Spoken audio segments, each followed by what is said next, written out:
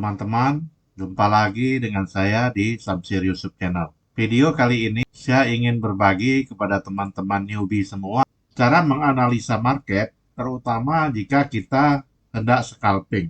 Pertama-tama kita harus melihat secara mayor trend. Artinya tren besar hari ini kira-kira akan bergerak kemana. Di sini kita akan menganalisa dulu dengan cara menggunakan Fibonacci. Pertama, Anda geserkan dulu ya, ini time frame-nya ke H1 boleh, atau ke M30 boleh. Lalu kita melihat sehari sebelumnya. Kalau mau lebih besar, kita melihat sehari sebelumnya ya. Ini sehari sebelumnya di sini ya. Ini kan tanggal 26.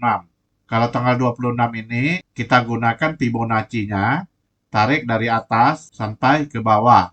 Lalu cari level 50%. Ini prediksi adalah untuk market tanggal 27. Jadi kalau kita ingin trading di tanggal 27, kita mengambil Fibo-nya di tanggal 26, yaitu kita menarik antara high dan low, lalu kita carikan level 50%. Di sini saya udah kasih garis kuning, ini level 50%. Gunanya untuk apa teman-teman? Artinya, jika harga berada di atas 50%, itu potensi harga akan naik. Biasa harga begitu ya. Oke, kita ambil contoh yang ini aja lah ya, supaya nyata ya. Kita sekarang tarik ke belakang ya, untuk menganalisa tanggal 26, kita mengambil tanggal 25. Oke, saya geser dulu ya. Ya, tanggal 25. Saya geser dulu pivonya, supaya kita udah ada bayangannya teman-teman. Ini tanggal 23 ya, hari Jumat ya, teman-teman ya. Tanggal 23.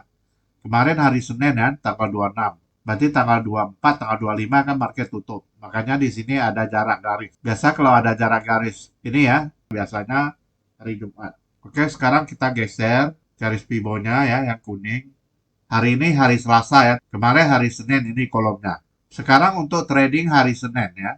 Trading hari Senin, kita mengambil datanya di hari Jumat dengan Fibonacci, yaitu kita menarik dari high-nya sampai low di hari Jumat. Setelah itu, kita akan mencari Fibo yang 50%. Sudah saya kasih garis kuning ini. Lalu di sini kita akan menganalisa market hari Senin kira-kira akan kemana. Jika pergerakan candle ini, baik 15 menit, baik setengah jam, masih berada di Fibo 50% di bawah ya, itu kecenderungannya market akan turun. Kita mau 15 menit juga boleh. Kita mau menganalisa di 15 menit juga boleh ini ya. Nah, ini contohnya market tanggal 23, kita ambil datanya untuk trading di tanggal 25. Kita lihat di sini teman-teman pembukaan market di hari Senin, harga masih berada di bawah Fibo 50%. Di sini ya kecenderungannya harga masih turun, baik mau menggunakan time frame 15 menit atau time frame 30 menit sama aja ya. Dia di sini kecenderungannya berada di bawah 50%. Ya, di sini kan harganya turun ini untuk pagi harinya ya, pembukaan market. Jika teman-teman ingin scalping, kita pertama melihat mayor trend dulu. Kalau mayor trend ini turun, kita akan beralih ke scalping dengan menggunakan time frame lebih kecil, yaitu 5 menit atau 1 menit. Ya, kita anggap 5 menit dulu lah ya, untuk hari Senin. Ini tanggal 23, nah ini hari Seninnya sini, tanggal 25. Kita usahakan ya tradingnya itu selalu mengambil posisi sell. Karena secara mayor trend, marketnya itu turun. Jika kita ingin scalping, kita selalu memilih posisi kita sell. Jangan ada buy. Karena market hari Senin belum memotong ke Fibo 50%. Contoh di sini ya, ini pembukaan market hari Senin. Untuk membuat batas-batas ini, teman-teman boleh klik kanan, properties, lalu cari di kanan ini, lalu cari di ini, show period separator, ini ada centang. Maka nanti dia di sini akan dia kasih garis-garis vertikal untuk menanda posisi waktu ya. Kalau kita menggunakan time frame H1, satu kolom ini satu hari. Menggunakan time frame 30 menit, sama, satu kolom ini satu hari. Menggunakan time frame 15 menit, satu kolom ini satu hari. Jika menggunakan time frame H4 itu udah berbeda ya. Kalau kita menggunakan time frame H4, ini satu kolom ini ya, sudah 1 minggu teman-teman. Kalau kita menggunakan D1, ini satu kolom 1 bulan. Sedangkan kalau menggunakan weekly, ini udah makin panjang. Karena satu candle ini kan 1 minggu, ini 1 tahun. Begitu juga menggunakan monthly ya, ini satu kolom 1 tahun. Sekarang kita beralih lagi ya, teman-teman ke 5 menitnya. Kita beralih lagi ya. Kalau ini susah nariknya, teman-teman klik di bagian atas nih ya. Ini saya menggunakan Agnes MetaTrader 4. Nanti dia balik ke sini lah. Mainnya di sini aja ya ini. Maju mundur ini ya. Scroll ya. Ini kita berbicara market tanggal 26. Nah, ini kan market tanggal 23, ini penutupan market hari Jumat. Teman-teman harus selalu, karena dia di bawah 50%, artinya asumsi kita market akan dalam posisi turun ya. Kita usahakan ya, posisi kita teman-teman selalu mengambil posisi sell. Itu lebih menguntungkan. Kalau kita menggunakan time frame 5 menit, posisi sell-nya kita akan mencari daerah-daerah reversal. Reversal itu adalah daerah-daerah pembalikan arah. Ya, contoh di sini, ya ini ada reversal. Harga turun merah, merah, merah. Lalu di sini timbul candle biru panjang. Naik. Lalu biru lagi. Naik. Sini kita akan bikin tanda. Ini daerah resisten. Karena ini biru naik, ini namanya daerah resisten.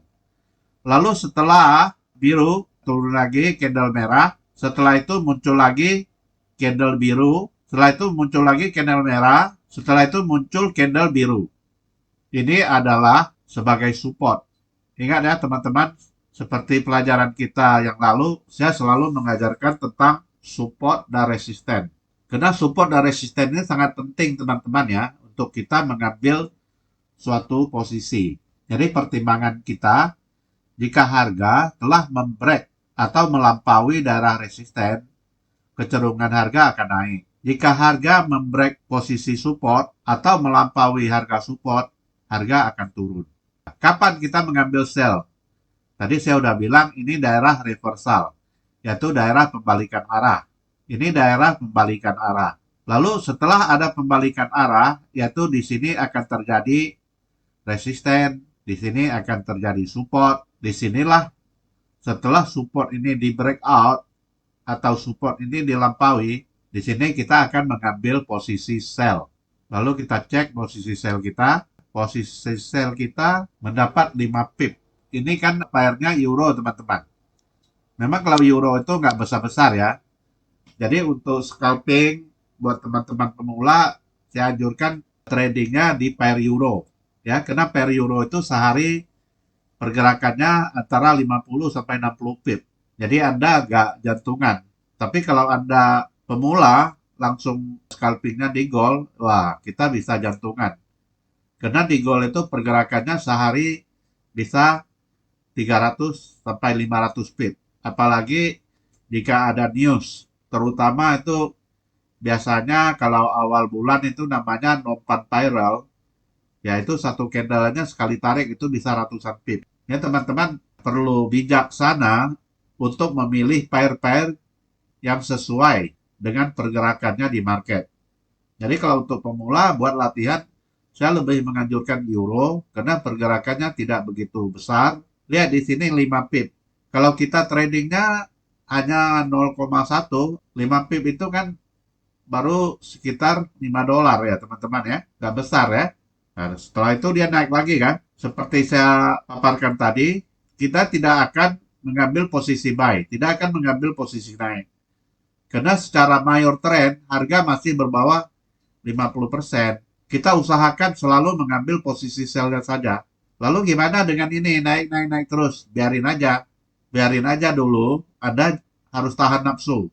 Trading itu ya, seorang trader, banyak hal-hal yang perlu kita latihkan. Pertama, dari segi psikologis atau emosi kita jangan sifatnya itu ketagihan trading di market ya. Asal lihat market, mau masuk, lihat market, mau masuk. Jangan. Kita juga harus tahu strategi yang benar itu kayak apa, dan kita mau belajar menahan diri. Ya, inilah yang agak sulit ya teman-teman, kalau mau belajar menahan diri. Kalau teman-teman mau mengambil buy ya, di sini juga sebetulnya bisa ya. Karena ini kita tadi kalau mengacu kepada support dan resisten, seperti ini harga turun terus ya. Ini adalah daerah support kan, yang terakhir ini support. Walaupun candle biru ini waktu dia open, dia ada sedikit gap kan di sini. Ada gap. Gapnya gap naik ini. Lalu resistennya di mana teman-teman? Resistennya ada di sini. Antara biru dan merah itulah resisten. Ini. Jadi jika kita ingin mengambil posisi buy, sebetulnya di sini kalau mau ngambil posisi buy bisa. Setelah kita melihat ada support, ada resisten. Lalu kalau mengambil buy, dan buy itu kan tujuannya harga naik. Kalau naik itu kan biasa dia harus membreakout atau melampaui daerah resisten dulu. Nah nih ya, resisten udah di breakout. Nah di sini kita boleh eksekusinya buy. Lalu di sini kita ada sell nih kalau dia di atas. Cuma saya anjurkan jika kondisi market masih di bawah 50%, kita mengambil sell. Itu lebih aman ya teman-teman. Karena kita mengikut mayor trendnya. Mayor trend itu maksudnya tren besarnya gitu ya. Tren besarnya itu masih turun. Kita kalau mengambil posisi turun itu lebih aman.